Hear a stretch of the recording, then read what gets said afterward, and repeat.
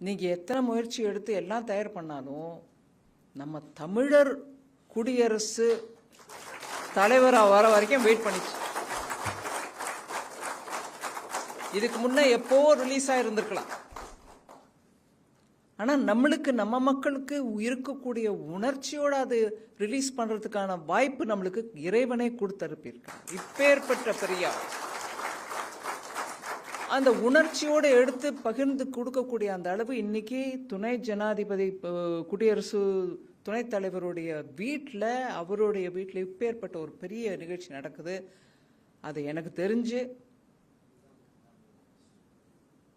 பிரதமர் அவர்களும் இதை பார்த்து கொண்டு அவருடைய மகிழ்ச்சியை தெரிவிக்கிறதுக்கு காத்து கொண்டிருக்கிறார்.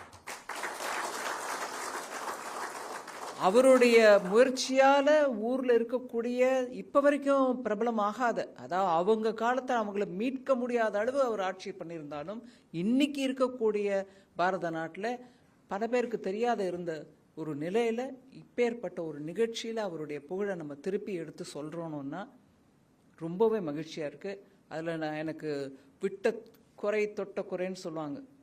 திருச்சியில் படித்து திருச்சியை சுற்றியே வாழ்ந்தவோ முசிறியில் இருந்தவோ எனக்கு இந்த நிகழ்ச்சியில் பங்கேற்கிறதுக்கான வாய்ப்பு கொடுத்ததுக்கு உங்கள் எல்லாருக்கும் நன்றி. நான் ஆக்சுவலாக குடியரசு துணைத் தலைவர் பேசுகிறாரு, அதனால் நம்ம பேச வேண்டிய தேவையில்லை. இவரை விட உயர்ந்த பதவி தமிழர்களுக்கு மோடி ஐயா மூலமாக கிடைக்கக்கூடிய வாய்ப்பு இருக்கக்கூடும் போது அவர் பேசும்போது நான் இதுக்கு நான் கொஞ்சம் பின்வாங்கினேன். இருந்தாலும் அவருடைய பெருந்தன்மை இல்லை, நீங்கள் பேசி தான் ஆகணும்னு சொன்னாங்க. அதனால் எனக்கு வாய்ப்பு கொடுத்தாங்க. ரொம்ப நன்றி.